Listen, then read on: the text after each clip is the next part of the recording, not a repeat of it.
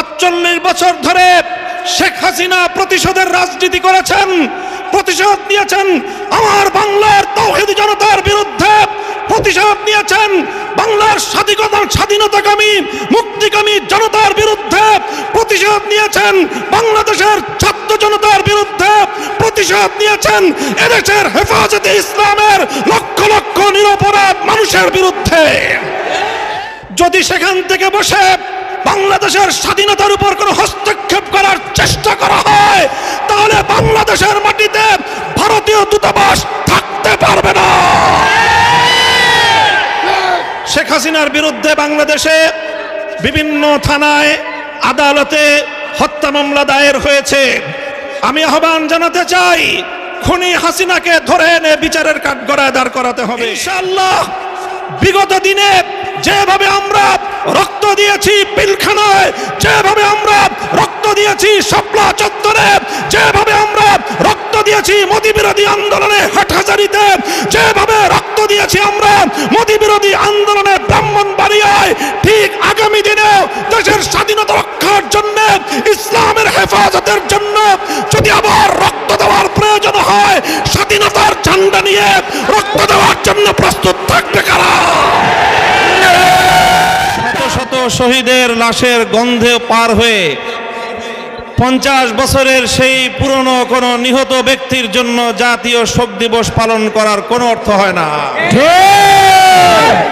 এজন্য 15ই আগস্ট শোক দিবস বাতিল ঘোষণা করে একটি ঐতিহাসিক সিদ্ধান্ত গ্রহণ করেছে।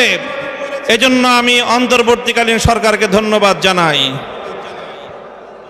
আরেকটি বিষয় আমি দেশবাসীকে সতর্ক করতে চাই, হেফাজতে ইসলামের নেতা কর্মীদেরকে সতর্ক করতে চাই।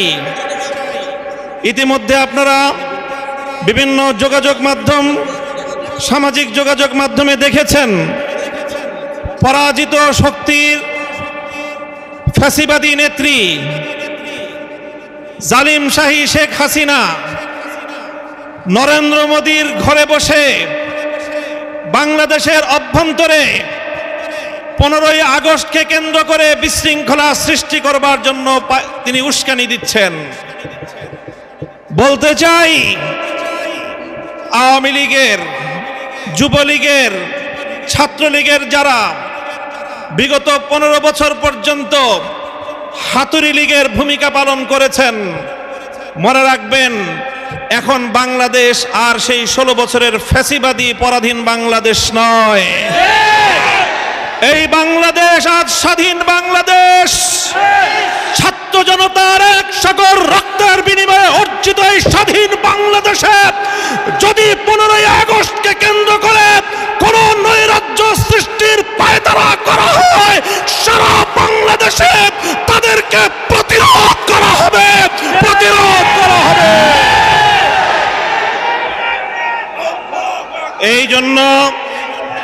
এই জন্য আমরা বৈষম্য বিরোধী ছাত্র আন্দোলনের নেতৃবৃন্দ, অন্তর্বর্তীকালীন সরকারের দায়িত্বশীলদের পাশাপাশি হেফাজতে ইসলামের নেতা কর্মীদেরকে আমি আহ্বান জানাতে চাই, আগামীকাল 15ই আগস্ট, 16ই আগস্ট এবং গোটা আগস্ট মাস জুড়ে আমাদেরকে সতর্ক থাকতে হবে।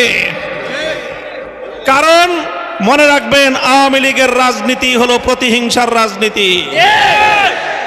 1975 সালে 3.5 বছরের অপশাসনের যুগে শেখ মুজিবুর রহমান সাহেব নির্বিচারে দেশের 30,000 যুবককে হত্যা করেছিল। এদেশের বাকশাল কায়েম করার মধ্য দিয়ে মানুষের সকল অধিকারগুলো তিনি হরণ করেছিলেন।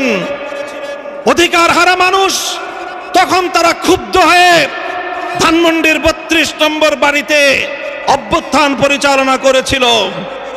তখন এই শেখ হাসিনা ঘোষণা দিয়েছিল যে জাতি তার বাবাকে হত্যা করেছে তিনি সেই জাতির কাছ থেকে প্রতিশোধ গ্রহণ করবেন। বিগত 45 বছর ধরে শেখ হাসিনা প্রতিশোধের রাজনীতি করেছেন, প্রতিশোধ নিয়েছেন আমার বাংলার তাওহীদি জনতার বিরুদ্ধে, প্রতিশোধ নিয়েছেন বাংলার স্বাধীনতাকামী মুক্তিকামী জনতার বিরুদ্ধে, প্রতিশোধ নিয়েছেন বাংলাদেশের ছাত্র জনতার বিরুদ্ধে, প্রতিশোধ নিয়েছেন এদেশের হেফাজতে ইসলামের লক্ষ লক্ষ নিরপরাধ মানুষের বিরুদ্ধে। তিনি একজন খুনির নেশায় মাতাল, খুনের নেশায় মাতাল। আপনারা লক্ষ্য করে থাকবেন, যারা মাতাল হয়, মদখোর হয়, তারা সারাদিন যে যেখানে থাকে, দিন শেষে রাতের বেলায় সব মাতালগুলো একসাথে হয়ে মদ্যপান করে মাতলামি করে। বর্তমান পৃথিবীতে বড় বড় খুনের নেশায় মাতাল আছে। 1 নম্বর বিনিয়ামিন নেতানিয়াহু, 2 নম্বর ভারতের গুজরাটের কসাই নরেন্দ্র মোদী, 3 নম্বর বাংলাদেশের বিদায়ী ফ্যাসিবাদী শেখ হাসিনা। এই শেখ হাসিনা এখন গিয়ে খুনের নেশায় মাতাল হয়ে নরেন্দ্র মোদীর সাথে আখড়া করেছে।